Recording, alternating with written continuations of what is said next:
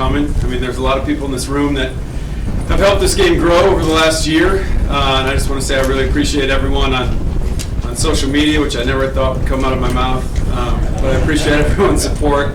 That way, I just want to thank a few people before we start. First of all, our Senior Bowl staff. They're in the room somewhere. Lauren Fleming, she's back there. Elizabeth Dupree's back there. Dave Rogers and Sonia Wakefield, our ticket manager, is still back at the office. She lives there during this week. So thank them. We've added a lot of things to our week, a lot of events. Really asked a lot of the staff, and they've done an unbelievable job these last 12 months. Dave's responsible for all the social media stuff, so he gets the credit there. And our football staff. You know, last year we added staff for the first time. We had scouts for the first time. 3 of those 4 guys got jobs back in the NFL, and 1 went in the CFL. So we had to restock it. We had 6 new scouts this year. They did an awesome job. Kathleen Wood was in the Southeast, really in Florida, handled a lot of that. Josh Cox was in Texas. Brad Forsyth was in Colorado. He did the West Coast. Mike Young was in St. Louis. He did the Midwest. Brian Adams was in Cleveland. He did kind of Northeast area, and Billy DeCraker was in the Northeast as well. So we had it covered. Very proud of the staff for everything they did this year. Out of the 118 players that we invited, we saw 115 of them live in games. So we're really trying to do this thing as close to an NFL personnel department as we can. Really proud of that. All the work they put in. This was. I wish they got to share in it like I did yesterday. And when these players show up and get boots on the ground in Mobile, it's a big day. It's a big day. It's a fun day. It's Christmas morning for us. So I wanted to thank all those guys. Really excited about last year's game, and I'm tired of talking about the numbers from last year. I can't wait to actually talk about this year's draft class. But last year with the 93 players drafted, which was 37% of last year's draft, hence the draft starts in Mobile. We're really pushing that, because I really feel like it does. And with 40 players in the first 3 rounds and 10 in the first round, just huge spikes for us. So we're really proud of those numbers. And really, I'm proud of the work that the staff put in, and that's why I keep bringing those numbers up.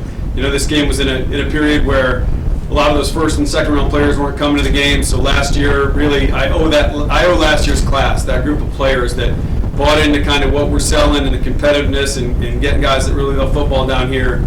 Huge spike. So to that class, those 10 first rounders, 11 of those guys from last year's game were all rookie this year. So another thing we're very proud of. But I'm excited to talk about this year's class. So I really feel like this year's roster going into the week was probably a little stronger than last year. Of those 10 first rounders, I thought maybe 2 or 3 going into the week were. I think we're in a better spot. I think there's probably 6 or 7 of this year. And then just new events. I want to talk a little bit about new events for this year. We had the Senior Bowl Summit last year on Friday. We moved that to Thursday. We're really excited to have Gary Vee come down and keynote that event, and Jeremy Schapp moderate it. That's going to be a lot of fun on Thursday. We're having a Mardi Gras parade on Friday with the players. They're going to be chucking autographed footballs everywhere, and that's going to be fun. And then have the Revivalists downtown for the concert is going to be awesome. We're expecting like 20,000 people. So really excited about all the events. Excited about this roster, and open it up to you guys. Jim, when you look at this draft class, most people point to the wide receiver class for good reason, but I personally noticed another theme.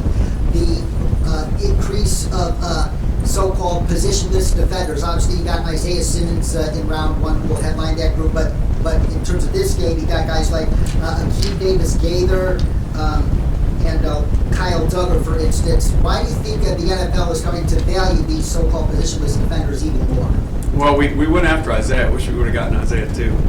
He was a graduate. The game's changing. The game's getting smaller on defense. It's more matchup oriented. So you need guys that have kind of a hybrid skill set. So yeah, we got a lot of those guys. Antoine Brooks from Maryland, Cleek Hudson from Michigan. That was really a point of emphasis because again, especially roster wise. I had to run over here and shower before this thing. We just made a bunch of roster moves. We had some failed physicals here. We'll be talking about tomorrow weigh-ins. Not right now. We got to get boots on the ground in Mobile before we talk about that. But really, when you add some guys with flexibility, we can get through the week too. But that's the way the league's going. Match up, pass game. I mean, nobody plays base defense anymore. It's all sub stuff. So that's what we're trying to do. Hey Jim, with Ken Law from South Carolina, what did you see from this team this year? We're in a 3-4 scheme. Where do you think his best fit is? Yeah, Kinlaw, really outside of Justin Herbert, maybe. I think Kinlaw's probably the top-rated guy coming in this game. You guys will get to talk to him here in a little bit. Really explosive guy. He's just scratching the surface. He dropped 25 pounds in the offseason. I saw him a year ago and then showed up for their Bama game, and my buddies there warned me, or they didn't warn me, but they gave me a heads up he'd look different, and he did. His body looked great. He had a child in the offseason. I think he'll talk about that. And usually with players that can go one way or the other. That can put them into a spiral a little bit, or it can really focus them, and it did that with Javon. So really high ceiling player, long, explosive, athletic. And he really played his best against good people this year. I was at the Bama game. He was great. Georgia, he was great. Those were his best games. And, to me, he could line up at three. Probably his best position is 3 technique, but he's so big. You could play him at 1. If you were an odd front, he could be a 4-eye technique. He could be a big 5 technique and a 4-3. So he's so versatile because he's so big and so athletic that there's, you can move him all over the place. How impressed are you, buddy, on this tackle this year? It's a good group. Offensive line in the whole is down probably a little bit. For our game, the tackle group is really strong in the junior class. The Wirfs kid at Iowa and Thomas at Georgia, those guys are great players. Last year we had 9 of our 10 North guys were in the first 3 rounds, and we have 5 first-round alignment, so it's not going to be that strong with this group. But a couple guys for this week. Josh Jones from Houston it would surprise me if he doesn't go in the first round where he's at right now. He's really talented. He's got great feet. He's long. And just meeting him here the last couple of days, he's got a really good head on his shoulders. He's a pro, so I expect Josh to really shoot up too. I think it's going to be a big week for him. And then Matt Parrott is another guy from UConn that I'm not saying he's going to go in the top 5 like DeBrickashaw Ferguson did, but when I watched tape, that's who I saw. However many years ago DeBrickashaw came out, I'm aging myself, but Matt Parrott is another guy. He's long. He's got incredible feet. They played him on the right side of UConn, but he's going to be a left tackle. You talked about the first round guy, but why did it seem important to bring a guy like Jalen Hurts still has a lot to prove? Because he deserved it, for one. Jalen's come a long way. He really has. Like a couple years ago, and I've been really open with this, with everything. People asked me about Jalen when I took the job, and I said maybe if he comes to the Senior Bowl in a couple years, it might be as another position player. And he's blown that out. He's come so far. I think that those guys in Tuscaloosa did a great job, and you saw it in kind of a small sample size a year ago for Alabama when he came off the bench against Georgia, and really that move to Oklahoma this year really opened you up to like a full season, and it made it pretty easy. And he's so beloved. It was an easy one for us. If this game were anywhere else, I don't know, but for down here, he's such a beloved guy in his home state, playing another game in Alabama. Getting back here to our community, so we're excited. I'm excited for game day because I think Jalen. I think our fan base should come out. The Tide fan base, the local fan base should come out and support Jalen. It's like our opportunity to appreciate and show him our appreciation. He's done so much for this state. What do you think he most has to show, or what they most want to see from him to start this week? Probably accuracy. I think that consistency. He had some really good games early in the year. And he showed that he's seeing the field a lot better than he ever has, and I think that comes with experience at the position with anyone. But just going back to a couple years ago, freshman, sophomore year, he's definitely seeing things better. His eyes are quicker, but probably just the accuracy thing this week. Hey Jim, Anthony Gordon was a 1-year starter at Washington State. He was a fun guy to watch on tape. What do you think the narrative is going to be on him after this week of practices and even the game on Saturday? I'm glad you asked me about Anthony Gordon. I'll start with this. He's wearing number 3 this week. In honor of Helinski, his former teammate, which is really cool. He took that opportunity. We call these guys. That's fun when we invite these guys. You call them up, and one of the things we ask him is, okay, what jersey number? And he wanted to honor his old teammate. So that was really cool. So the Helinski family is going to be in the Senior Bowl this weekend. So that's pretty neat. Like you said, he's fun to watch. He's got such a quick trigger. I mean, his release is unbelievable. That's like the first 3 snaps. You see that, but. He got beat out by Gardner last year, and now in hindsight, look at what Gardner did as a rookie, top-rated quarterback. I mean, better than Kyler Murray, and 6-6 on a kind of a struggling Jags team. So it's really not an indictment on Gordon. So no, he's just accurate, and he's got some sandlot to him. He can do things off script. It doesn't have to be perfect for him. He can make plays. So he's one guy I'm really curious to see how the week goes for him. Jim, you look at a guy like Courtney Davis, who maybe doesn't have the nice production that you wanted, but then he declares early, has a chance to come down to the Senior Bowl. What does it mean for someone like him who can really benefit from being around an NFL-style offense to be able to try to stop them if he wasn't able to show in College Station? You guys are on him with the right questions to ask, John. Courtney Davis, you're teeing me up. No, he's in for a really big week. I think this kid's going to open a ton of eyes. He's really talented. Again, the receiver position is hard because I think as fans, I mean, you just look at numbers, and every school in the country has 2 or 3 wideouts these days that put up huge numbers. That position's so much more than that, and this game is always big for wideouts because you see him against press man. You don't see him, in college football. Nobody plays press anymore except for like LSU and Alabama. So this will be a big week for him. He's really talented. He's explosive. He's got playmaking ability, and yeah, we're excited to have Courtney down here. I think he's got his chance, as big a chance as anyone to really rise up because it's such a loaded receiver class, but there's a lot of like positioning to go on. Like where do they all fit? They're all so many good ones, but where do they all slot? So this will be a big week for Courtney. On the receivers, Jen, that they're big. This group, Kyle and John, a bunch of 6'4" guys. Was that a coincidence or a point of emphasis? Kind of more of a coincidence. You just want to take but they got off. There was one group yesterday that had like 27 guys on a bus, and they came out. We looked like we brought in a basketball team. It was unbelievable. It was awesome. But Gandy Golden is 6'4". Michael Pittman. These guys are all huge guys. So it's great because that's what the league's looking for, and that's what they're going to. And it just happens this year's senior class had a bunch of really good ones. So, which last year, like going back and self-scouting us and what we did and what I did and decisions, that was probably our weakest group last year in terms of draftable players. I think we had 8 guys not could get drafted at wideout, and going into this year, I think that it might be our strongest group. Jim, how key is this week for the smaller school guys like Duggar and Gandy Golden? Show them and Bill Scouts they can step up in the competition. This is a huge week. That's a good question. Senior Bowl week is always huge for those guys. And I talked about that in orientation last night to some of those guys. I had a couple of those small school guys raise their hand. You look at Titus Howard last year, was a guy out of a HBCU at Alabama State, played up one game against Auburn, played well, but again, one game is just one game. So he probably came into this week as a 3rd or 4th round pick and went 23rd overall. The guy signed a $12 million contract in the offseason. So those are the cool stories for me. I love that. Like, so when Titus got picked last year, that was awesome. I reached out immediately. And you look at this year's group, Kyle Duggar, you mentioned. To me, Ben Barch is a guy that how do you evaluate a Division III player on tape? This is a huge week for Ben. I've talked to him about it. Very similar to Ali Marpet when he came in a couple years ago out of Hobart. And I'll just draw on my scouting experience. If you're a scout and you go into Division III school and you put a draftable grade on a D3 player, I mean, you are really putting him on the table for that guy with even a 6th or 7th round grade. So it takes a game like this to boost that guy up. So Marpet went in the 2nd round. I don't know where Ben's going to go. We'll see. But part of it too was, he got better every week. The tape we watched, he's big, he's got the size, he's got all those things. But called up there to the school to see how he's wired, because a lot of times in these games, some of the small school guys wilt a little bit. It's a little too, the stage is a little too big.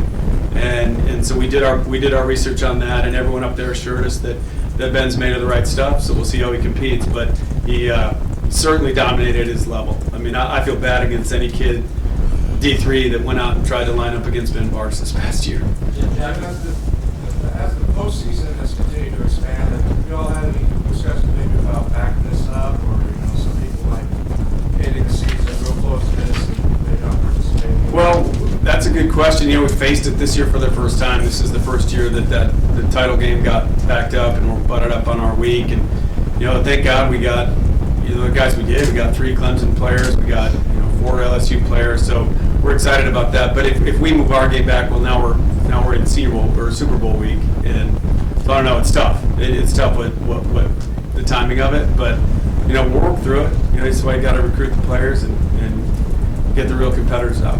Jim, you look at sometimes the special teams as being a difference maker for NFL teams, and it just happens in the SEC. Just has 3 guys this year, but all 3 of them are historically accurate players. Great man, Joseph Carlton, Blankenship. Just what does it mean to have players who have records in the NCAA? How do you be able to possibly expand their roster and show the special teams are more than just a weight addition to the roster? Yeah, no, they're. I mean, if you've ever on teams where you're not good in the kicking game and it kills you. So, no, those guys are all really good players. They deserve to be here. And I've been really transparent from the start. There's not if you ever met a scout that says he likes watching special teams tape, he's lying to you. So one of the best things about this job that I have now is that we don't watch a whole lot of special teams tape. I watch them when I go to games, and we have our scouts watch them when they go to games. But really, we rely on the NFL for that. And really, like, you go out in the fall as a scout and you put a grade on a player. It does not matter. Like, special teams, scout special teams grades really mean nothing. It's all about when the season's over and the special teams coaches get their hands on the film, they dictate all that stuff. But we relied on them, and the guys we brought in were the ones that had the highest grades in the league. So After the draft results of both the Raiders and the Niners last year, what's the only advantage that these coaching staffs are going to have this season? yeah, they've got a huge advantage. They really do. On the field is one thing, they're coaching them, but everyone can see that. Everyone's got at least 2 reps on the field, and they're inside the drills, and you can hear coaching points, and you can see all that stuff up close. But it's here, it's around here, it's in the meeting room, it's in training table, it's all the behind the scenes stuff you don't see. You know which guys showed up late for meetings, and we have group leaders for these guys to make sure they don't veer too far off track, but we want to allow them to fail. So if guys are showing up late and not doing the right stuff, you're seeing them in meeting rooms, who's attentive, who's taking notes. Like Jonathan Abram last year was a great example. He failed his physical with a labrum. He stayed around all week. He was connected with his group. He was a leader. He emerged through the week. He was just dialed in the whole time, even though he was kind of as an outsider. Yes, getting football player when you're hurt, you don't really feel a part of it. And he made himself a part of the week, and I think that's what won over the Raiders. So yeah, they've got a huge advantage. And I think Oakland, we looked it up, week 17, they had 8 guys from last year's game on their 53 or practice squad. So yeah, they've got a big advantage. Jim, there's been a lot of talk that this might be the last Senior Bowl game at Ladd. So what are your thoughts on that, and do you think that it would possibly move to USA's weeks? My thoughts are I can't wait for this year's game at Ladd. And then we'll talk about next year's game and think about it. Now I'm totally focused on Saturday. Jim, what are your thoughts on this tight end group, and how important is this week for NFL teams to evaluate these guys doing some things that you probably didn't do in college? Yeah, tight end, that's a good point. The tight end position this is a big week for those guys because they don't get asked to do a lot of inline stuff. They're not attached to a whole lot. I mean, it's really become a big wide receiver position, and we've got a couple of those in the game. So it's going to be a week, and I grabbed a couple of those guys coming off the bus yesterday and told them, don't worry about what the block looks like. Just come off the ball and put your face on somebody, and try to get into someone. And if you get thrown around, fine, but show the effort, show the willingness. And that's the tight ends coaches at the next level job, to teach you hand placement and hat placement and feet and all those things. So yeah, it's a big week, but it's a really good crew. You got Harrison Bryant, who's the Mackey Award winner, and Bryson Hopkins is going to be wait a month to the combine, and everyone's going to know Bryson Hopkins. He's going to jump 40 inches and everything. And a really good group from top to bottom. Adam Troutman, small school guy from Dayton, really intriguing guy. I can't wait to see him. Really crisp route runner, came to college as a quarterback. He's going to test well. He's really good with the ball. When we sent our scout there to Dayton this fall, he texted me, Brian Adams texted me, he's like, I'm on the road to Columbus. Troutman just scored 4 touchdowns in the first half.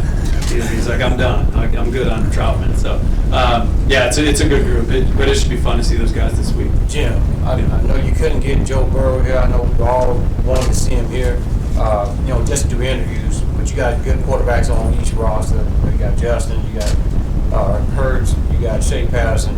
But to talk about Marlon Davidson from all the defensive line, what do you expect out of him? Yeah, Marlon's he's another Derek Brown, his teammate, made a big jump this year, and Marlon did too. They both came back they're both case studies for why you come back. They both made a big jump. They were both wired in. Rodney Gardner, know him very well. He's a really good coach up there at Auburn. He's really open with scouts about his players, which is great. So the league feels good drafted Rodney's guys because they feel like they know those guys. But Marlon's he can play all up the front. We talked about the versatility before. Kinlaw, there you go, thank you. But Marlon's the same way. Different body types, but Marlon's a guy that you can play him outside. You can rush him wide. You can really get him out in space and let him rush, and you can move him inside, mismatch him on guard. So, and wait till you guys meet him. He's one of the coolest guys that's come through the building so far. But to your point about Joe Burrow, that got some buzz the other day, and I'll say this: like to see Joe's ascension this year was a lot of fun for me, because I got to meet him last year at the Manning camp and really blew me away. And I'll say this, like, I would have never called what happened with Joe Burrow. I'm not saying that at all. But we did watch him over the summer, and I'm like, this guy's way better than I thought he was. Like, I had this perception of Joe in my mind, and then I watched him. And then I went to the Manning camp and met him, and he's really got a cool way about him. He's, coach's kid, and dad, and he's like a guy's guy, and I pumped that out over the summer, and because I didn't see this year coming. But he played last Monday. He played a week ago. I didn't think he was I wasn't trying to get him here to do anything on the field. I'm not delusional. But I did think there was value to him coming here, spending the week with the Bengals. But what I thought was really cool on Saturday when we put that out was that it became kind of a news story. And, they ended the NFLPA game the other night. NFL Network's Total Access or whatever show it was came on. They led with the fact that Joe Burrow wasn't playing in the Senior Bowl. I don't think that would have happened a couple years ago. So I told our staff, like, we're making progress here. Like, that's now kind of newsworthy. I don't think that would have been newsworthy a couple years ago. So.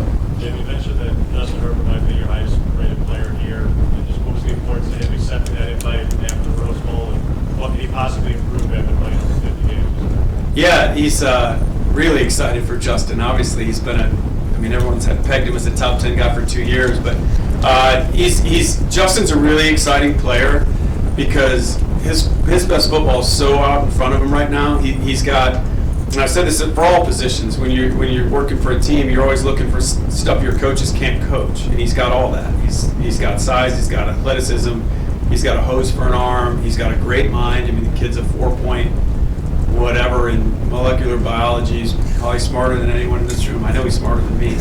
But really, like, when I say his best football is ahead of him, the quarterback position has become something nowadays where, like, these kids get coached by personal QB gurus from the time they're like middle school.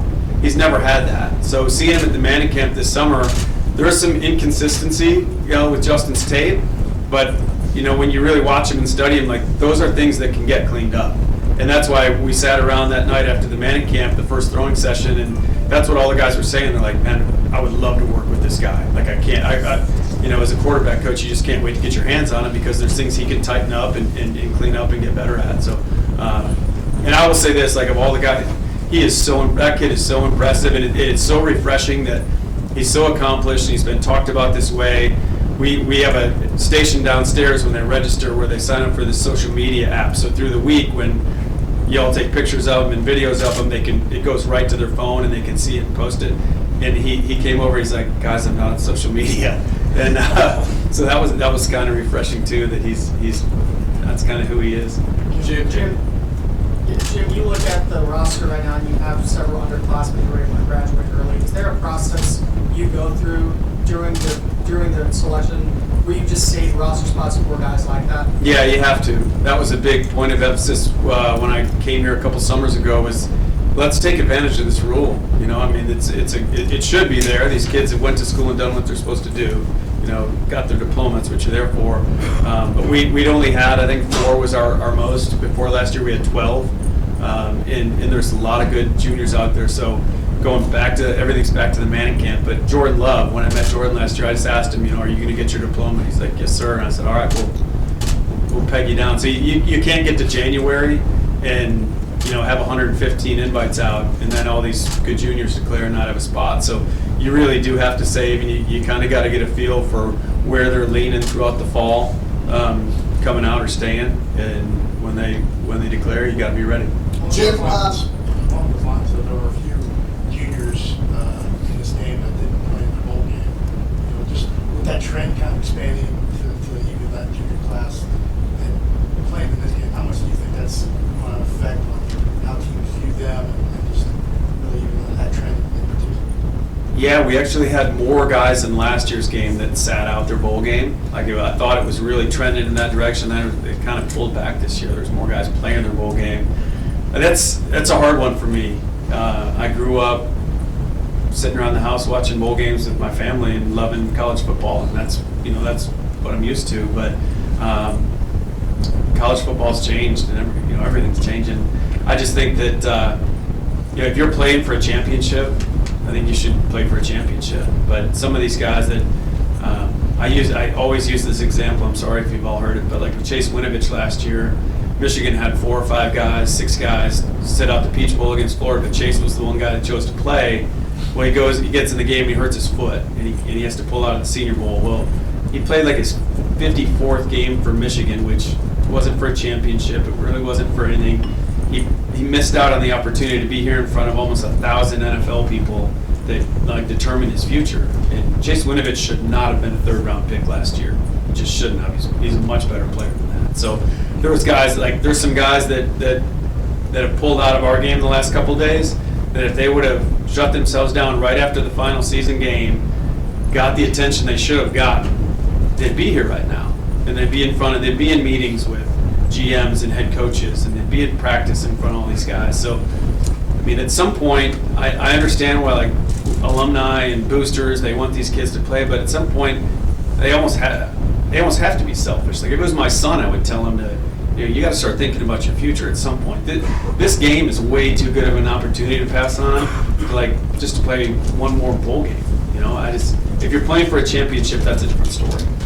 But Michael P. Ryan, talk a little bit about him. Yeah, Playing in the game. Mobile boy. Oh, Love it. Yeah. No, it was great to see LaMichael in his career, like that Orange Bowl MVP, really cool.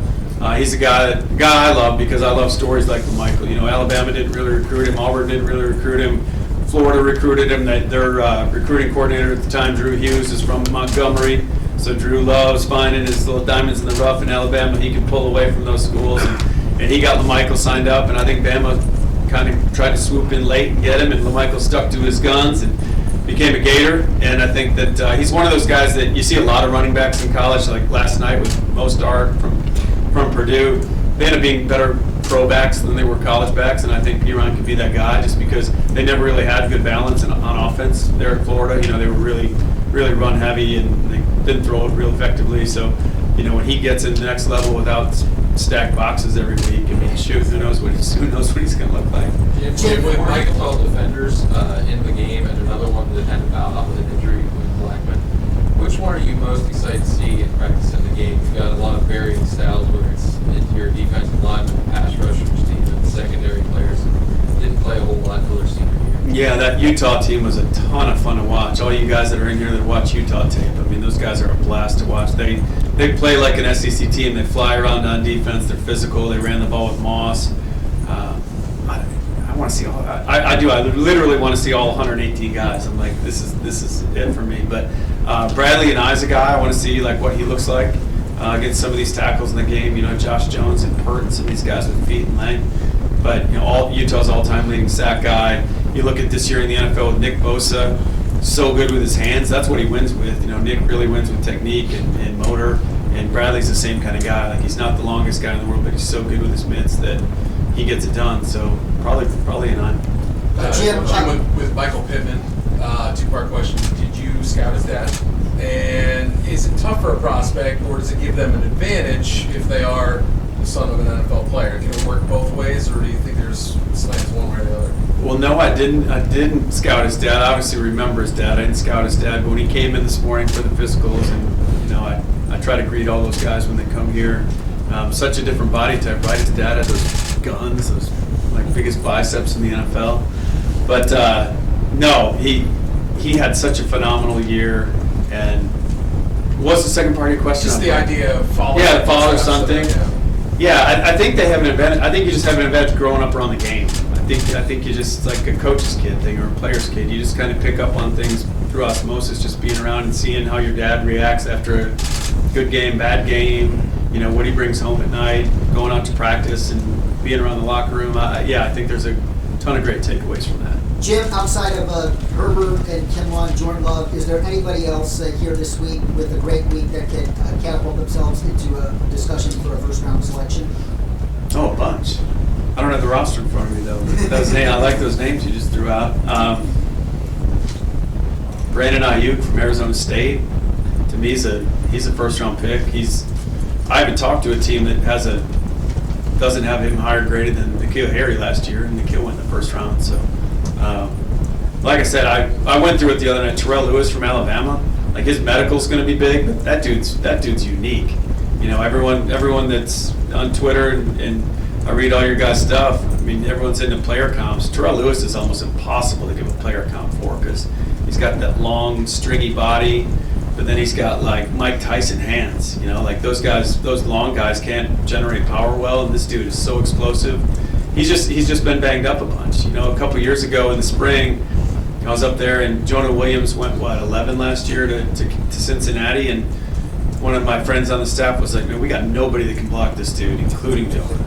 And he's just, so this will be a huge week. Like this guy could, again, I think it's all going to come down to how that stuff checks out. But talent-wise, shoot, he's a top 15 pick. Jim, when you look at a guy like Anthony Jennings who's moving to inside linebacker, was that a move that you and your staff decided to do, or was that a move that he wanted? No, we're just listing him as a linebacker. However he lines up, that's up to the Bengals at this point. But the nice thing is he can play both. He can play on the edge. He's shown he can do that. We can stack him. He's a big body. He's physical. He's innately physical. He goes after contact. So, how we label these guys is just kind of something to put on a website.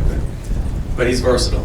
What does it mean to you to see Senior Bowl alum who maybe can take it later in the draft, or still able to make a name for themselves early on, like Gardner Minshew did last year? Yeah, Jimmy Moreland. There was a bunch of those guys. Terry McLaurin. Well, he was like, I think of Terry as a late round guy because he came here as a late round guy. He didn't really leave here as a late round guy. But no, we love all those guys. Like that was so much fun for me. People ask, what's it like in this role and not working for a team? And honestly, like draft day was so much fun because when you're working for a team, you got 6 or 7 picks and you wait around forever. But on draft day, like 93 guys go in it. Like every other pick, you're jacked up about. So, those late, like Gardner was fun to watch this year. To kind of Minshew mania taking off, and we got all these pictures from Mobile where he's, doing his thing. And we tried to get him back here for our Mardi Gras parade this year. I actually reached out to him. And that's when I knew, I knew about that caravan, the RV thing he's doing. I knew about that early, but that's why he's not here in Mobile. I want to make him the grand marshal of our parade. Jorts. It was like it was a jorts thing. You had to wear jorts and your cutoff flannel, and then you could be in. So just going back to the small school guys, you see guys in past like Titus Howard, and the guy that's kind of under the radar right now is Alex Tate from South Carolina State. Just talk about how you guys discovered him and how he can gain something. Yeah, you hit on in Darius, same school. You got Darius Leonard, Javon Hargrave. I mean, South Carolina State's put out a ton of good players. That's a great program. Coach Poe is awesome. It's a great visit for scouts. We love those guys. But Alex, I mean, he's got like an 88-inch wingspan or something. I don't know if that means to anyone else in the room, but I haven't seen that very often. He's really long. He's got great feet. Like the upside there is tremendous. So he came in yesterday. He had like pajama bottoms on and like. What do you have on? He had camouflage Crocs. Like I can't wait to see this. He's got these big old feet. But no, he's really talented. But he's raw. He's raw. I think there's things that he can clean up too. But with those feet and that length, he should be able to play left tackle. Most college tackles, he's a right side guy. I think this guy could legitimately play on the left side. Jim, you mentioned the big advantage these coaches have year in and year out. You got 2 young ones, Matt Patricia, Zach Taylor. What should people be excited about their opportunity this year? And kind of what do they bring to the table stylistically? Well, I don't know if Matty P's real young. He's like my age, so I know I don't feel young. But Zach seems young. I met Zach, and he seems young. I think I love having those guys down here because some younger coaches are more open to different things and trying different things. Like we're really trying to grow this thing. So there's a group down here we want to get like all access behind the scenes stuff. And with maybe an older coach, that would have been a tougher sell. But going to Zach, he's going to let some cameras in behind the scenes with the Cincinnati Bengals and do some things. So we're excited. Matt and I were in New England for a long time together. He's a really good coach.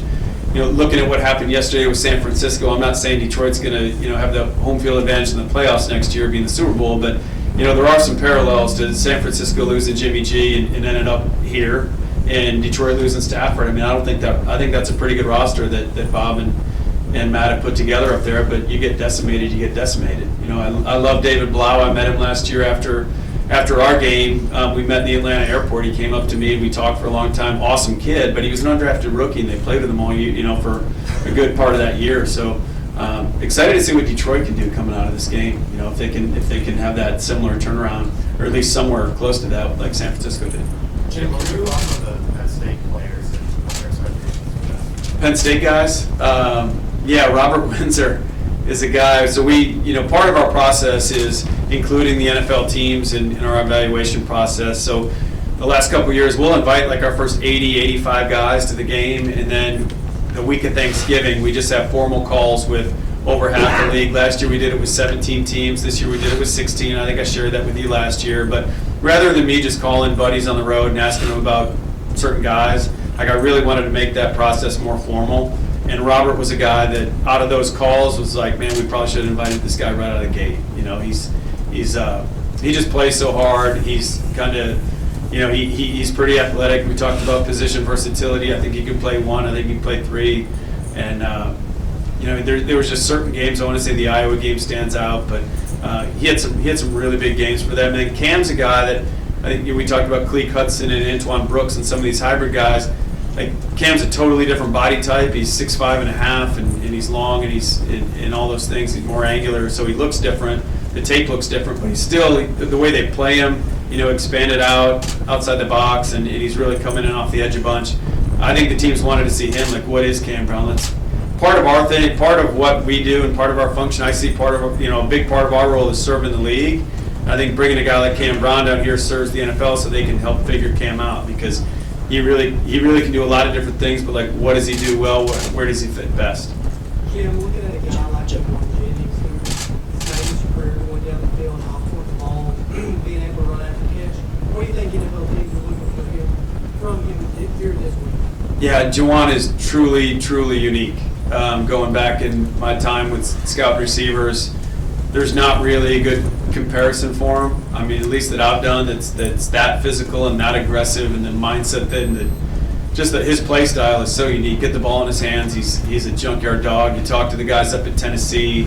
He's been a really good special teams player for them. They think they could play him at safety on defense. He's wired differently than most wide receivers from a mental standpoint in terms of kind of having that edge to his personality.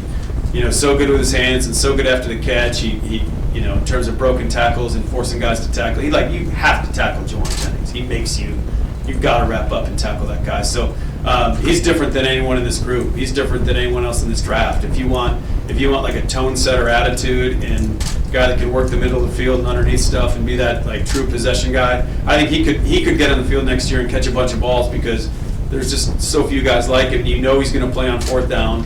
That's a huge. He's going to be a core special teams player. And then if he's that, you're going to find a way to get him in packages on at receiver as well. But Dave, are you? All right, Jawan's getting ready. Is Jalen up here yet? Yep. Where's Jalen? He's hiding around the corner. All right. Well, Jalen Hurts is going to come up here, guys, and there's an organization that we work with. Come on up, Jalen. Organization we work with. We're really honored to work with, called Special Spectators. And Jalen worked with Special Spectators when he was in Oklahoma. It's a group that provides VIP game day experiences for children with really sick children and their families. And so it's a really neat organization. Jalen's going to be a part of it. And on behalf of Special Spectators, they're going to give him a little surprise tonight. Got it wrapped up down here. So the big question was, what helmet is Jalen going to wear during the game at Oklahoma, Alabama? He might be able to wear both. So the people at Rydell made that up special for Jalen, and they made up two. There's a second one which Jalen is going to sign, and we're going to auction that off and give all the money to Special Spectators. So it's pretty cool.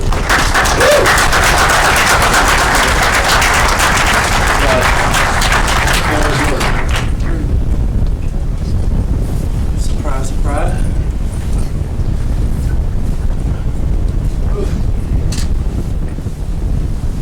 I'll just say that that's a pleasant surprise. I like to be creative, try and do things. I'm appreciative of all the support that I have from the great universities, Oklahoma, Alabama, great coaches, great players I've played with. And for the Special Spectators, this is amazing. And that's cool stuff. But just being here, having an opportunity to play here, being back in Alabama, representing two great schools, showcasing my abilities, I'm looking forward to it. Joe, do you feel like the NFL is more open-minded to quarterbacks who have a different set of skill sets, with the influx of young quarterbacks that aren't sort of the traditional pocket passers? Does that seem to help your cause, do you think, as you head into the NFL? Well, I think I'm very foreign to it, just now getting into this whole process. And I think the biggest thing for me is trying to be the best version of myself, showcasing what I can do, execute whatever it is, winning, and doing it at a high level. Caleb, you're a guy that has faced criticism due to really your entire college career. How do you handle kind of going into this process where you will be analyzed by NFL folks all over the league? How do you kind of embrace that and feel like that you're ready for that opportunity? Yeah, I think the biggest thing is keeping the main thing, and never getting too high or low. Like I said, focusing on being the best version of myself, executing, being a student of the game at all times, like I've always been in my career, and learning. Jalen, being benched for Tua Tagovailoa in the national championship game, how did that experience help you become not just a better quarterback, but a better teammate on and off the field? Yeah, I don't think there's any experience that I go back and exchange or change. I think everything's happened for a reason. It's all happened as it's supposed to. I think I'm stronger, wiser, better man, better player, leader for everything. Playing in the different systems from Alabama to Oklahoma, do you think that gives you an advantage coming into this week, knowing you can play multiple offenses? But the reality is, I got to learn it. It takes hard work, it takes studying, like in the past. But I'm looking forward to mastering this and trying to execute this system at a high level this week. Taylor, you look at where the NFL is going with Lamar Jackson and Josh Allen last year with making some plays with their legs. I think that fits your style a little bit coming into the next year. Yeah, I think you have a lot of guys at the next level that are showcasing. They have the ability to make things happen with their arms and their legs. I think I'm a player that's capable of doing that. Regardless of what's what, we want to execute. I want to execute. I want to be efficient in whatever it is that I'm doing. Is there anything you feel like you need to improve this week? The NFL evaluators and conversations that they identify anything that they want to see from you this week? Yeah, just like I said, be me. Go out there and play. I got to learn it. I got to execute it. That's what I want to do. I want to execute at a high level. Jalen, what feedback have you gotten from teams as far as stuff that you need to improve? It's about what I think I need to improve on in terms of just being consistent. Like I said, for this week, worry about this week, learning everything and trying to execute this at a high level. Jalen, do you have anybody that you have chosen during the draft prep to keep working with to improve those weaknesses? A trainer? Yeah, a specific trainer or anything? I've been in Atlanta, working with Chip Smith and Coach Gabriel. Jalen, how do you feel especially Yes, sir. I think there have been constant steps every year with the number of coaches I've had. I think each coach has had a pivotal role in who I am as a player. It definitely helped me, and being able to showcase it is the biggest thing. Coming out of high school, did you ever envision playing in a game like this, Senior Bowl? No, sir. No, sir, I didn't. I think, like I said, everything happens for a reason. I'm here. It's a great opportunity for me. I'm very appreciative of it, and I'm looking forward to it. Just going back to your performance against Georgia, the SEC title game a couple years ago, and just 25 come back and get paid the last year. Just how are you able to stay so poised throughout this time? How are you able to stay?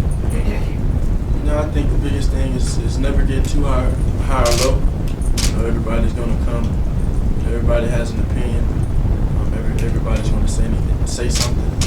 Regardless, you got to stay true to yourself, stay focused, have the right mentality to do what you need to do to win and be effective. Jalen, have you spoken to anybody who's been this game recently? So just what has been their message to you about what this game means both on the field and premises? Yes, sir. The advice is just to go out there and be you. I think all the players that are here are great players. They wouldn't be here if they weren't. just going out there and playing ball. What does it mean to be back in this game, in this state, given your history at Alabama and just playing in front of these fans? Yeah, I think it's really cool. I think it's a special thing just to be back here. First time being back, probably a year and some change. So be cool to get out here and play. Jalen, when you look at this story and this game in general, it's an all-star game. The players all have their own stories they want to tell. And with your story, just the adversity of the past that you've shown, just what does it mean to be back in this game in a state that, where you really began your career?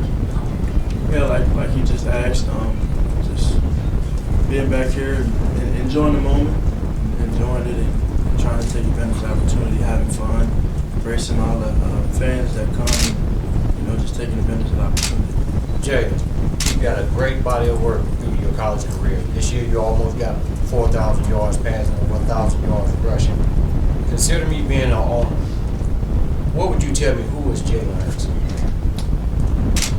I wear a wristband that says rare breed. I use that as a hashtag, untamed, all these things. Well, I think I'm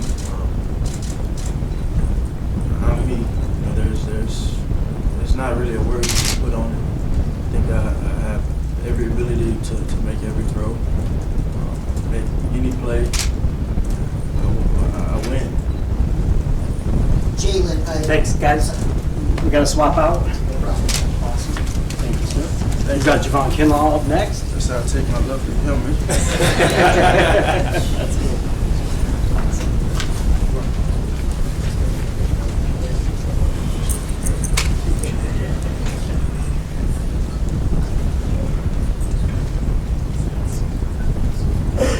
Javon, would you want to come into this week and just kind of prove to scouts, coaches, and maybe even yourself?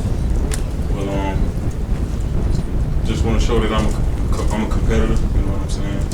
I love to compete. That's the reason I came here. A lot of people had told me my stock was at a place where I didn't really need to come, but I just want to show that I love to compete, man. That's the one true reason that I came. Where do you think you made your biggest strides this past season? Strength, definitely flexibility, trying to work on staying low. Definitely my ball get off. Definitely striking people, displacing guys, getting them out of the way, things like that. Javon, what do you say to people that say, oh, I really like that guy, but I'm not sure we can trust him with the pros because his stats were not what we wanted them to be? I personally think stats aren't everything. If you just go sit down and watch that tape, it'll speak for you. It'll speak for me. You know what I'm saying? A lot of double teams and things like that, but I definitely take pride in my film. I think I played pretty well. You've been through so much in your life, battling stages of homelessness, you go for football. Just talk about that process and what it used to be. Well, mother from Trinidad and Tobago with my two older brothers. Just growing up in Northeast Washington, D.C. Pretty much homeless, living in basements. Well, we went without electricity, no water, things like that. We had to use the neighbors' hose to fill up totes of water. We would take them back in the house. We had gas stove. You would light the stove with a little match or something. Get a tall pot, boil the water, mix it with some cold water, put it in a bucket, take it upstairs, take a shower like that. But at a young age, we just thought that was normal, you know. That's how we was living. We didn't know how everybody else was living, but we knew that's how we was living. And we was cool with that, you know what I'm saying, especially me. But now that I look back at it, it was tough, man.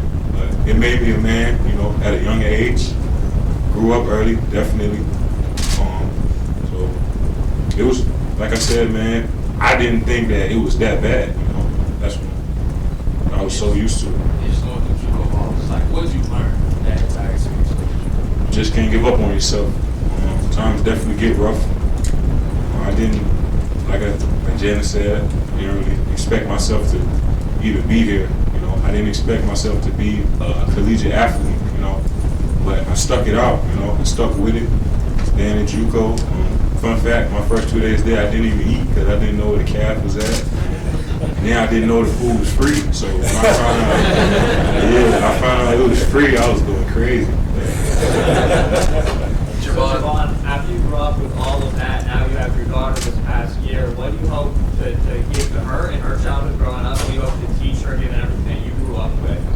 everybody to know? I just want her to know that I will always be there for her. She's a big, important factor in my life. She's a part of the reason why I played the way I played.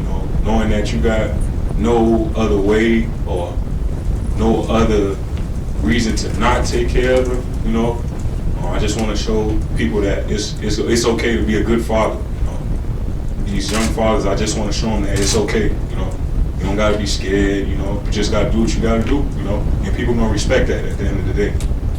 Javon, you received a grade that probably would have been good enough for you to come out last year and be drafted very high. What went into the decision to come back, and did the hip surgery have any bearing on that at all?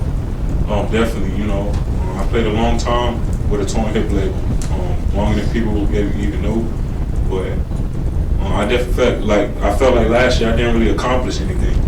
Honestly, this year I felt like I didn't accomplish much. I set my goals so high, so high. I didn't even come close to what I wanted to be this year. You know what I'm saying? But I just thank God for everything, regardless. You know what I'm saying? You turned to Alabama to see a variety of ways. What's your favorite pass rush moves to use to get the backfield? Right now, I just let her run through somebody. That's it. Point A to point B. As simple as that. You're trying to refine your game and watching other players' styles. Who is it that you pattern yourself after, or who do you kind of go to and watch tape to find maybe a go-to move that you know right now? I watched a lot of guys, and I just think I just can't compare myself to anybody. I just think I'm a different body type, a different body style, something that has rarely ever been seen before. And I got a lot of potential to be unleashed, and I'm ready to learn, man. I'm just ready to unleash it. What's the ultimate goal for you in your football career? Honestly, I want to be the best D tackle that has ever played this game, and I stand firm on that. Javon, you say you're from Trinidad and Tobago. Are you familiar with the name Otto Bowman? No, sir. Former athlete, track star. He has left a good legacy for his country. He's from Trinidad and Tobago.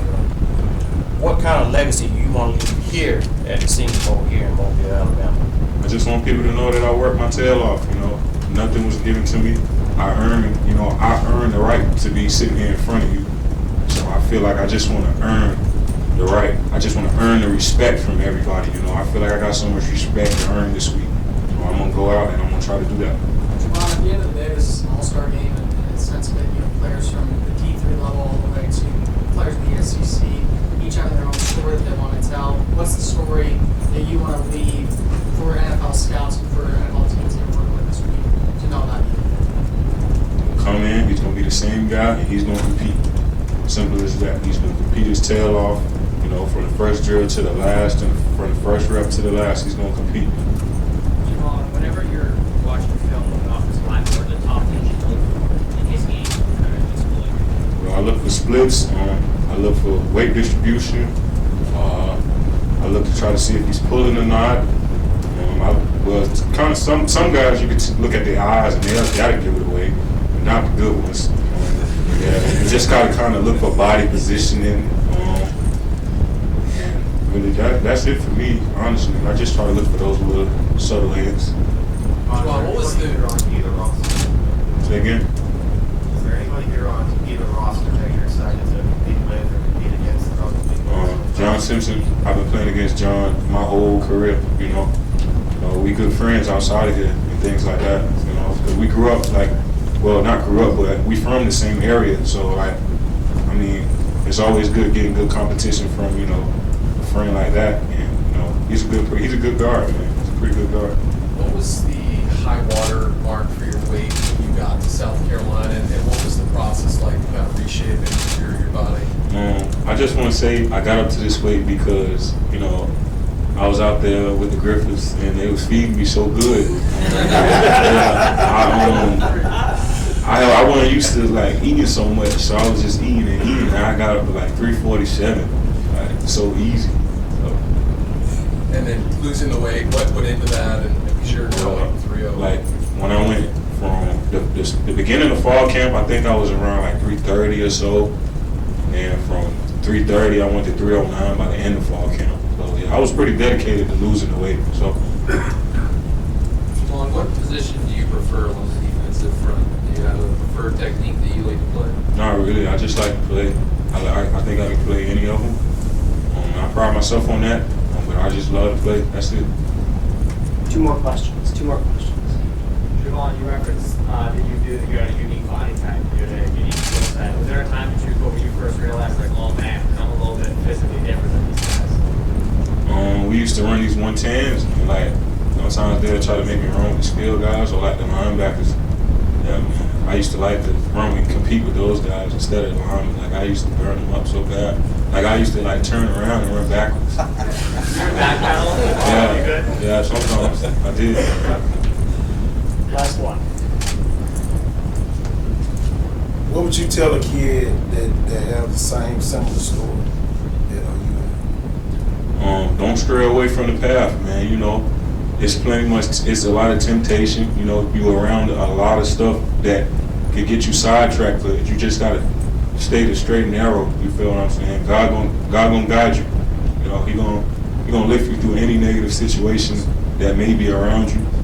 I'm telling you, like, just stick with it. No matter what, you might see darkness, but there's always a light at the end of that tunnel, man. Awesome. Thank you. Thank you all very much.